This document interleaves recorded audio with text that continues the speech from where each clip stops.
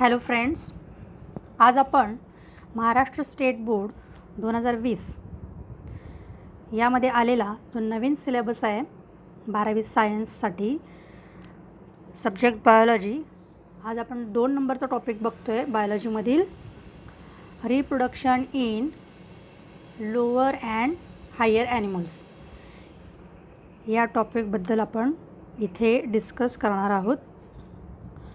तर first of all, here we are going to study the definition of reproduction. री म्हणजे पुन्हा तयार करणे, प्रोडक्शन म्हणजे निर्मिती, पुनर्निर्मिती. रिप्रोडक्शनची डेफिनेशन काय होईल? It is a biological process of formation of new life, formation of new life कोणासारखा?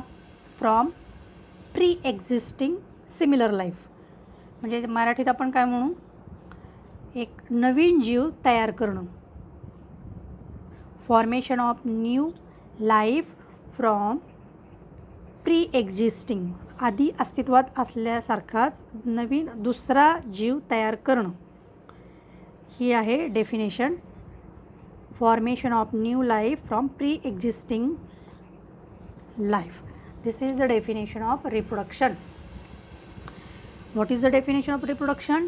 It is a biological process of formation of new life from pre-existing life.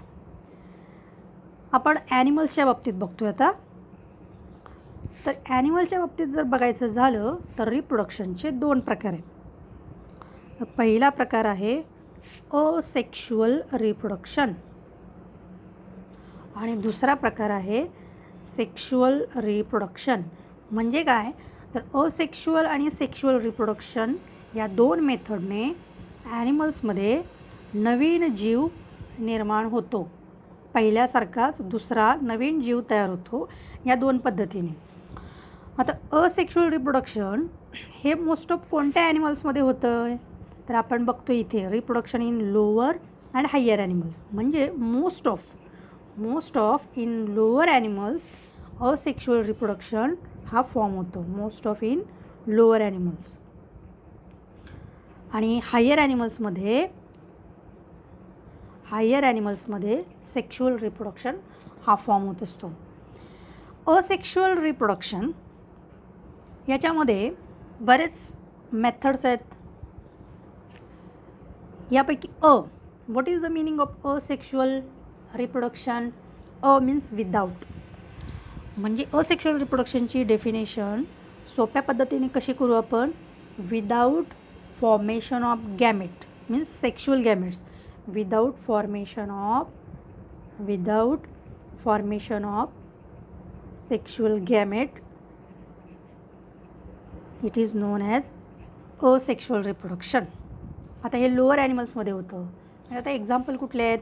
तर आपल्याला या महाराष्ट्र स्टेट बोर्डमध्ये जे लोअर ॲनिमल्समध्ये जे दिलेले आहेत, काही एक्झाम्पल्स दिलेले आहेत असेक्शुअल रिप्रोडक्शनचे. तर त्याच्यामधलं आपण एक पहिलं बघूया. जेम्युअल फॉर्मेशन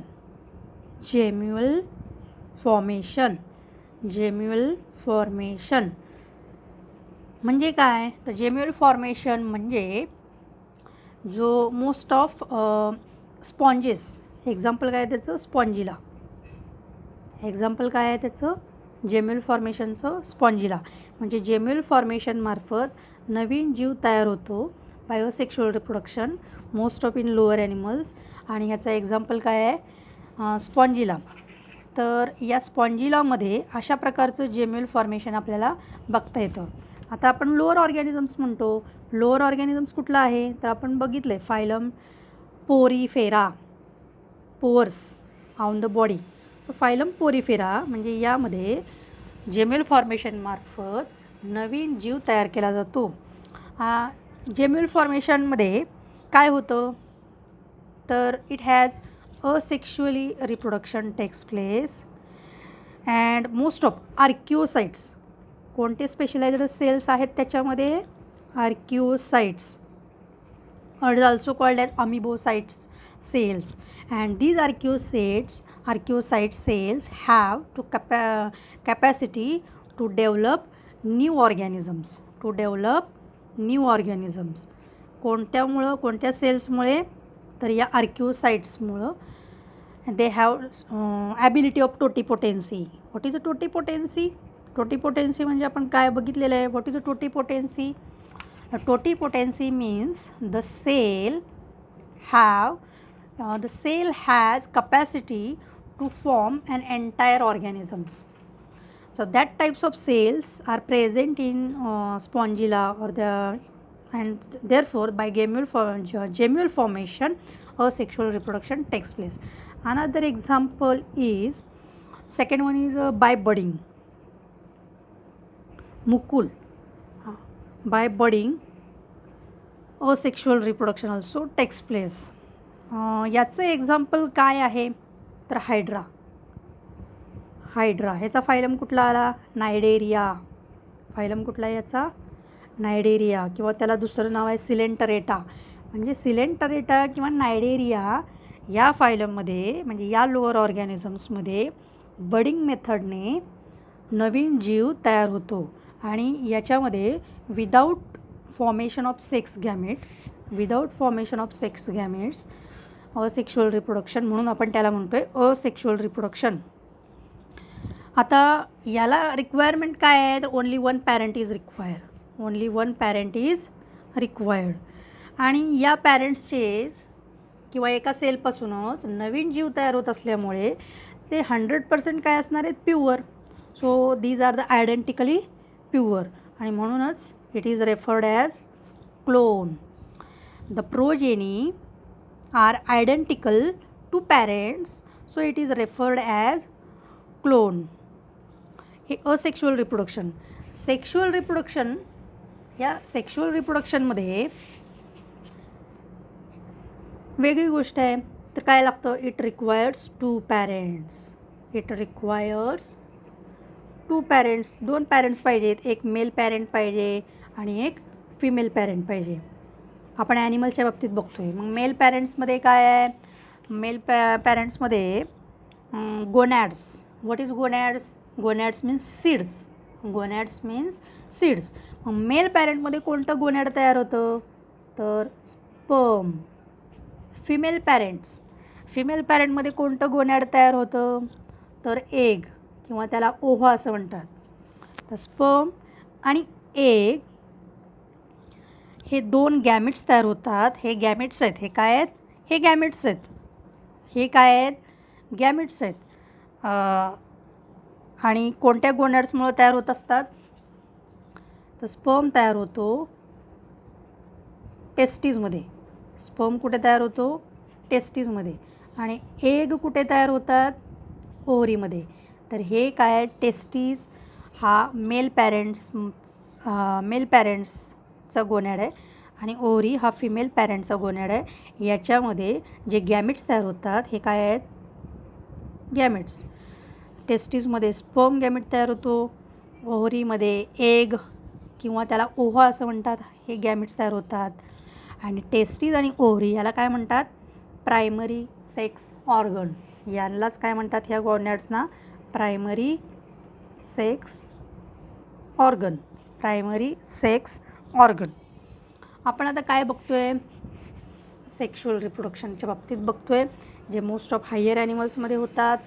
आणि इथे आपल्याला ॲनिमल्सच्या बाबतीत बघायचं आहे. कोणता ॲनिमल बघायचं आहे आपल्याला इथं, human. It requires to parents. आणि दोन पॅरेंट्समधून दोन वेगवेगळे जीन्स येत असल्यामुळे, आणि इथं मिओसिस डिव्हिजन होतं. इथं काय होतं, मिओसिस डिव्हिजन होत असतं. आपण बघितलं 11th स्टँडर्डमध्ये cell division. It has 2 phases, mitosis and meiosis. Mitosis कधी होतं, division of somatic cells. Meiosis म्हणजे काय, डिव्हिजन ऑफ रिप्रोडक्टिव्ह सेल्स. म्हणजे या गोनॅड्सपासून हे गॅमेट्स तयार होत असतात. इथं मिओसिस डिव्हिजन होत असतं. आणि टेस्टीसपासून स्पर्म तयार होण्याची जी प्रोसेस आहे, टेस्टिसपासून स्पर्म तयार होण्याची जी प्रोसेस आहे त्याला म्हणतात स्पर्मॅटोजिनेसिस. त्याला काय म्हणतात? Spermatogenesis. Genesis means to form. Genesis means to form. आणि ओव्हरीपासून एग तयार होण्याची जी प्रोसेस आहे त्याला म्हणतात oogenesis. Genesis means to form or to production. Production of ova. Production of egg from ovary. It is called as oogenesis. Production of sperm from testes. It is called as spermatogenesis. या process आहेत आणि ह्या concepts आपल्याला इथे या sexual reproduction या टॉपिकमध्ये इथे आपल्याला बघायचे आहेत. तर 2 पॅरेंट्स रिस्पॉन्सिबल आहेत आणि मिओसिस डिव्हिजनमध्ये हे गॅमेट्स फॉर्म होत असतात आणि 2 वेगवेगळे क्रोमोसोम्स इथे येत असल्यामुळं इथं आयडेंटिकली प्युअर प्लांट्स तयार होत, प्युअर ॲनिमल्स तयार होत नाहीत. म्हणजे इथं व्हेरिएशन्स, न्यू फॉर्म जो आहे, न्यू लाईफ फॉर्म आहे तो तिथं आपल्याला व्हेरिएशन्स बघायला मिळतात. And it is responsible for evolution. हा डिफरन्स आहे. असेक्शुअल रिप्रोडक्शनमध्ये आपल्याला genetically identical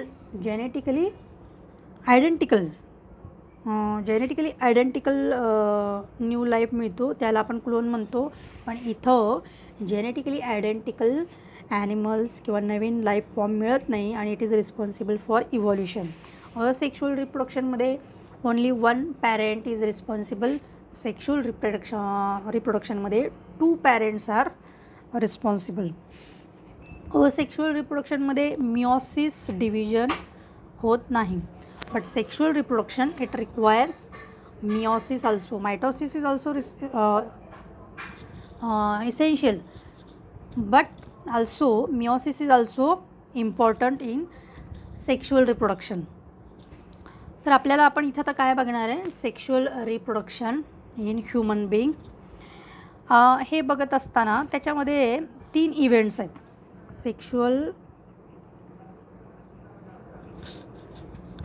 sexual reproduction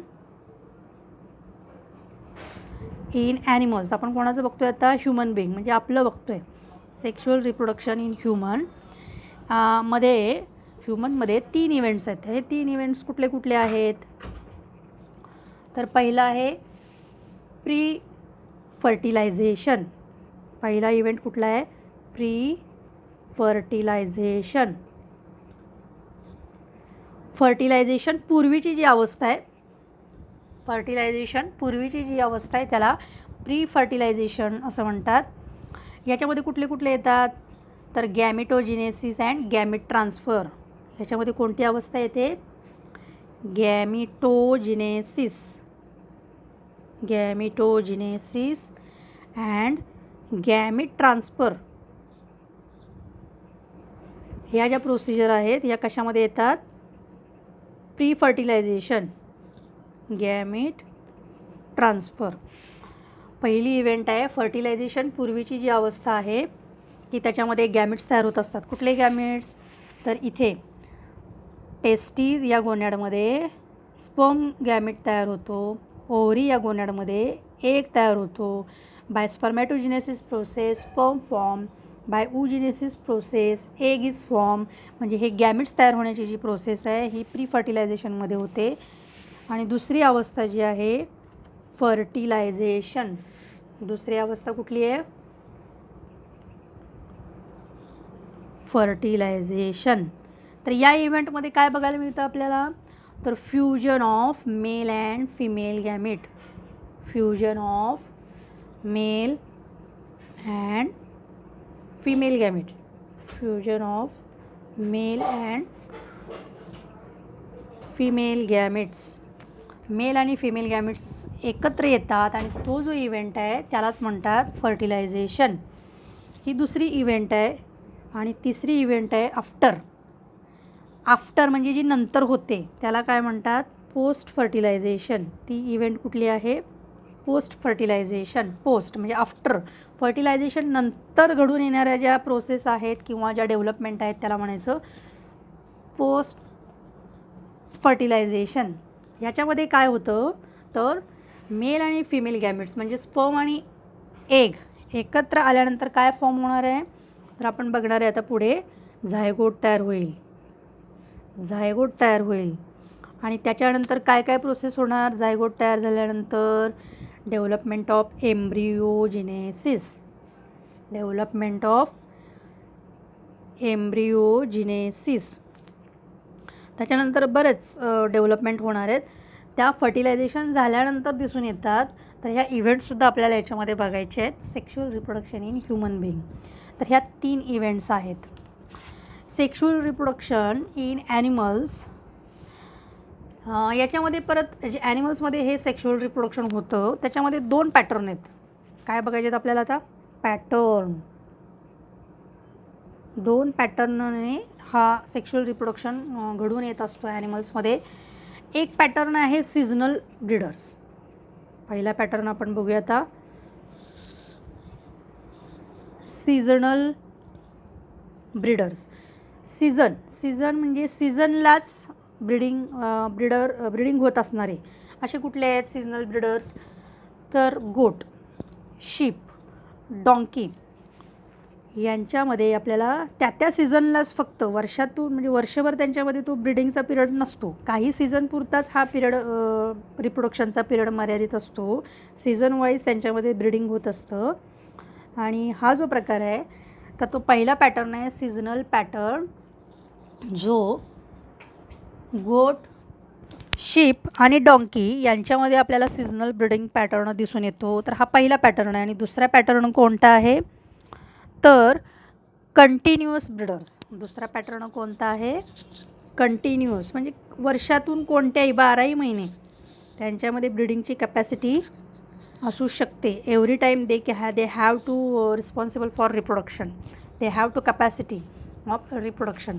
continuous breeders means they can breed throughout the year. पूर्ण वर्षभरामध्ये कधीही ते ब्रीडिंगची कॅपॅसिटी त्यांच्यामध्ये पाहायला मिळते. Human reproduction is the best example of that continuous breeder. तर कंटिन्युअस ब्रीडर म्हणजे काय? They can breed throughout the year. They can breed throughout the year. आता आपण बघणार आहे कोणतं रिप्रोडक्शन बघणार आपण आता? ॲनिमल्समध्ये पहिल्यांदा आपण बघूया मेल रिप्रोडक्टिव्ह सिस्टीम बघूया. Mail reproductive system in human. Mail reproductive system in human. Okay. Mail reproductive system. आता याच्यामध्ये मी फिगर आता काढणार आहे, लक्ष द्या. मेल रिप्रोडक्टिव्ह सिस्टीमची फिगर काढत असताना त्याच्यामध्ये कुठले कुठले पार्ट्स येतात? तर असेसरी ग्लँड्स आहेत, डक्ट्स आहेत, इम्पॉर्टंट ऑर्गन्स आहेत. तर हे कुठले कुठले आता फिगर बघा. इथे मी टेस्टीज काढते, त्याच्यावरती कॅपिटल सी शेप जे स्ट्रक्चर आहे त्याला इपिडिडायमिस असं म्हणतात. आणि इथून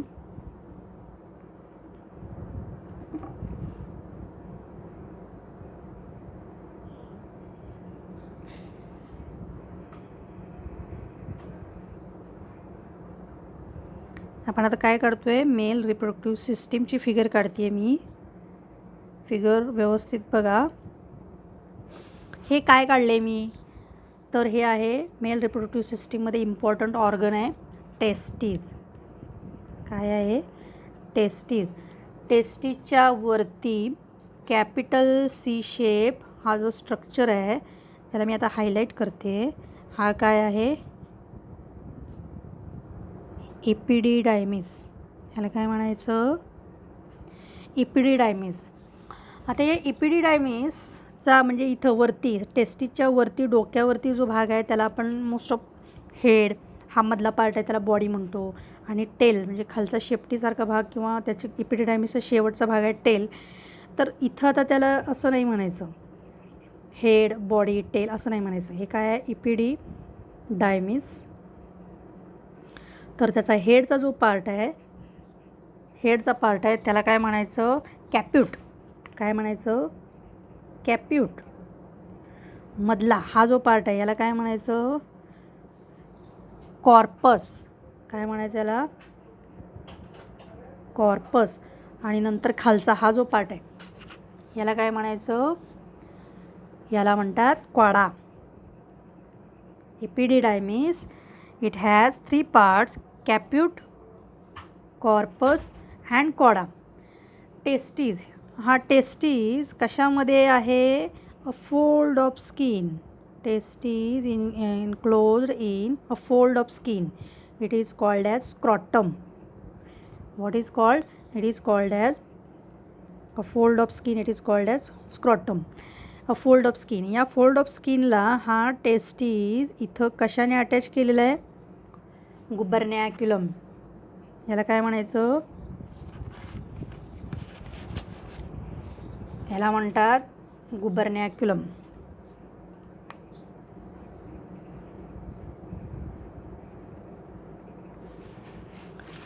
इथून हा बाहेर पडलेला याला काय म्हणायचं, वरती एक अशी लॉंग वरच्या बाजूला अपवर्ड डिरेक्टेड ही जी ट्यूब आहे याला काय म्हणायचं, व्हास डेफरन्शिया किंवा व्हासा डेफरन्शिया. व्हासा डेफरन्शिया असं म्हणतात. हा व्हासा डेफरन्शिया परत कशामध्ये ओपन होतो, तर तो आपण आता किडनी बघितलेली आहे, किडनीचं तर हा काय आहे, युरिनरी ब्लॅडर.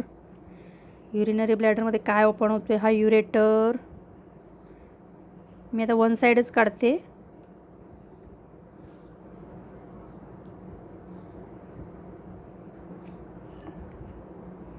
काय आहे, युरिनरी ब्लॅडर.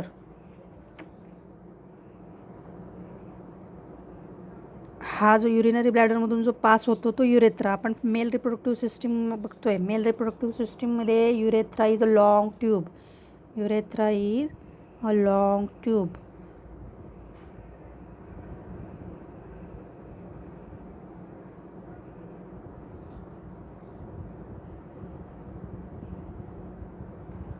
हा काय आहे, आपल्याला किडनी एक्सक्रिटरी सिस्टीम नाही बघायची, पण ही काय आहे, युरिनरी ब्लॅडर. हा काय आहे, युरेटर. आणि ही लॉंग ट्यूब जी आहे ज्याच्यामधून युरिन पॅसेज होतं, युरिन पास होतं, याला काय म्हणायचं, युरेथ्रा. आणि या व्हास डेफरन्शिया हा कशामध्ये ओपन होतो आहे, इथे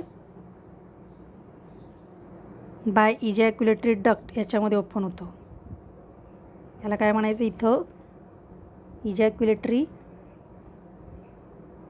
डक्ट याला म्हणतात इजॅक्युलेटरी डक्ट. आणि या इजॅक्युलेटरी डक्ट आणि इथं हा लॉंग सगळ्यात लार्जेस्ट ग्लँड. आपण आता मेल रिप्रोडक्टिव्ह सिस्टीम बघतो ह्युमनमध्ये, त्याच्यामध्ये एक इम्पॉर्टंट जसं टेस्टीज आहे, जसं व्हासा डेफरन्शिया आहे, जसं हा युरेथ्रा आहे, तशाच पद्धतीने ग्लँडसुद्धा it plays an important role in male reproductive system. सगळ्यात लार्जेस्ट ग्लँड आहे ही कोणती, प्रोस्टेट ग्लँड. याचं नाव काय आहे,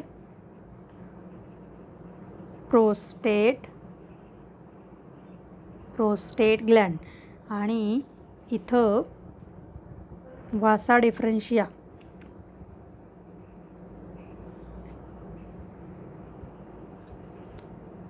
आणि इथे काय आहे, सेमिनल व्हेसिकल्स. सेमिनल व्हेसिकलसुद्धा आहे इथे, अ लीफ लाईक स्ट्रक्चर. आणि इथं काय आहे, इजॅक्युलेटरी डक्ट. तर हे सेमिनल व्हेसिकलसुद्धा, हे काय आहे, इथे काय, इथे काय,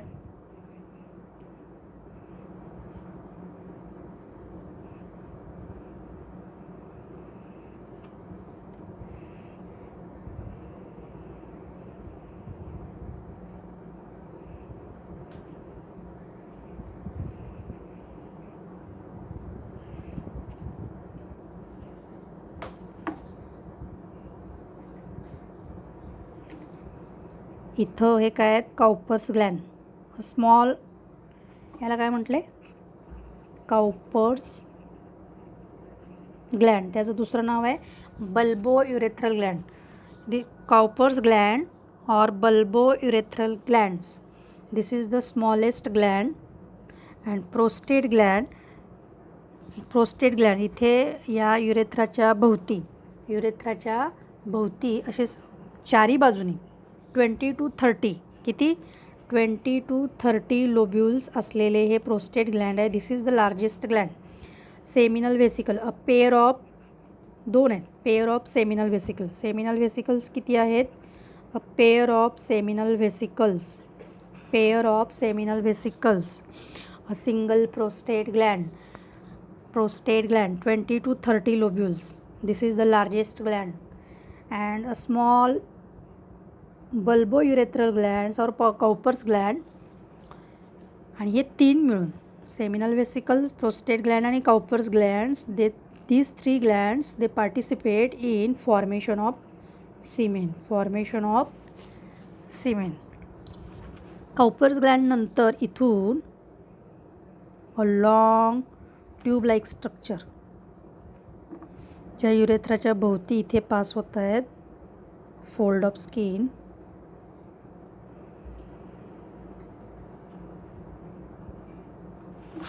ही आता आपली काहीशी फिगर मेल रिप्रोडक्टिव्ह सिस्टीमची कंप्लीट झालेली आहे. बघा इथे ही मेल रिप्रोडक्टिव्ह सिस्टीमची फिगर आहे. हे काय आहे? टेस्टीज. या टेस्टीजच्या भोवती capital C shape epididymis. Epididymis divided into 3 parts. Caput, corpus, cauda. या इपिडिडायमसपासून खाली इथून असं वरच्या दिशेनं जो जी ट्यूब पास झालेली आहे त्याला म्हणतात वास डेफरन्शिया. वास डेफरन्शिया हा युरेथ्रा. हे काय आहे? युरेथ्रामध्ये ही युरेथ्रा आहे. या युरेथ्रामध्ये ओपन होतं आणि जिथं जे ओपनिंग आहे त्याला काय म्हणायचं? Ejaculatory duct. ह्याला काय म्हणायचं? इथं ह्याला काय म्हणायचं? Ejaculatory duct. आणि हा through the ejaculatory duct vasa deferentia opens into urethra. Urethra is a long tube through which a passage of urine as well as semen. What is semen? A white milky fluid. White milky fluid is secreted by which glands? By these three glands. Seminal vesicles, prostate gland, Cowper's Gland.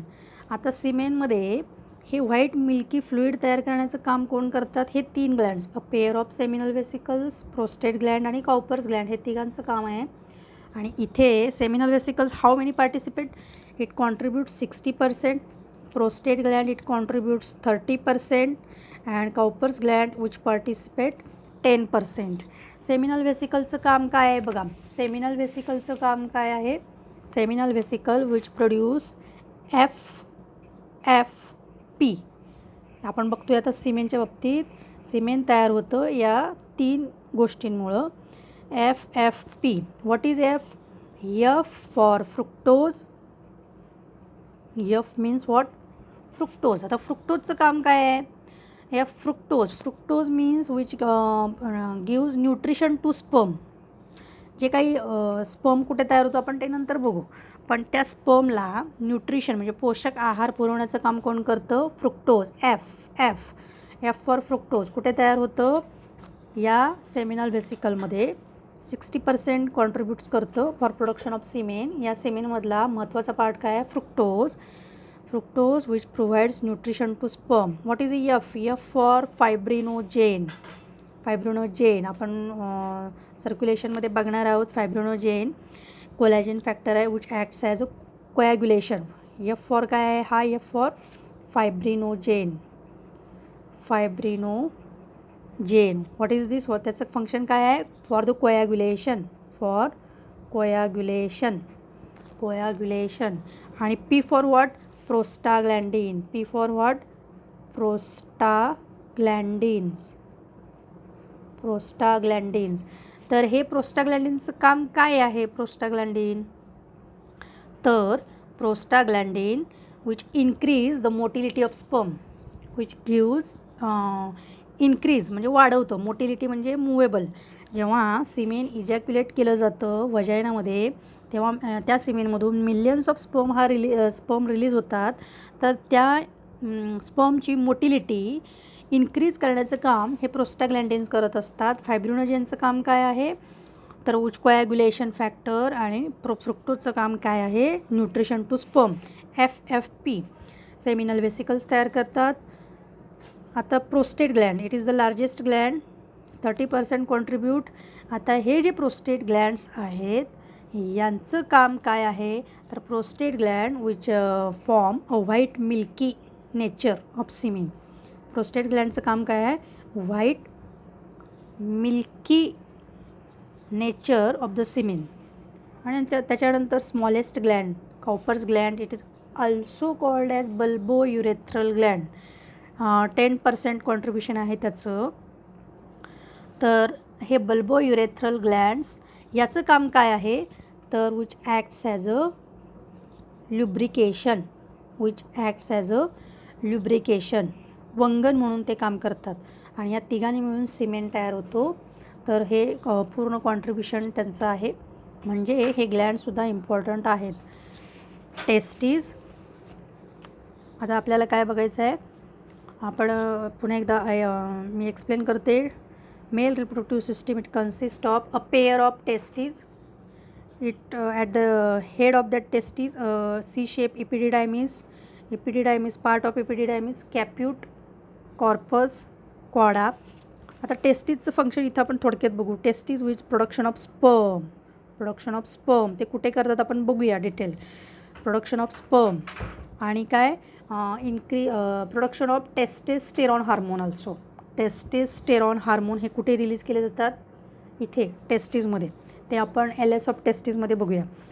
Pair of testes, इपिडिडायमिस, या इपिडिडायमिसमधून वरती जो गेलेला आहे त्याला vas deferentia म्हणतात. A pair of vas deferentia which opens into that urethra by a ejaculatory duct. याला काय म्हणायचं, ejaculatory duct. Urethra it has a common passage for the release of semen as well as urine. हा काय आहे, penis. Penis is a external organ which is erectile at the time of copulation due to the presence of 2 types of muscles. ते 2 types of muscles कोणते 2 types of muscles आहेत तर या पेनिसच्या भोवती 2 types of muscles आहेत. त्यामध्ये इथे हे अशा पद्धतीचे इथे इरेक्टाईल्स मसल्स आहेत. इथे कुठले मसल्स आहेत, इथे युरेथ्राच्या दोन्ही बाजूला इरेक्टाईल्स मसल्स आहेत. हे इरेक्टाईल्स मसल्स किंवा इरेक्टाईल्स टिश्यू याला म्हणतात कॉर्पोरा कॅव्हर्नोसा. याला काय म्हणायचं, कॉर्पोरा कॅव्हर्नोसा. आणि दुसरे एक असं या युरेथ्राच्या भोवती असं सर्क्युलर मसल्स आहेत. हे सर्क्युलर मसल्स याला काय म्हणायचं, corpora cavernosa. So that in the penis 2 types of muscles.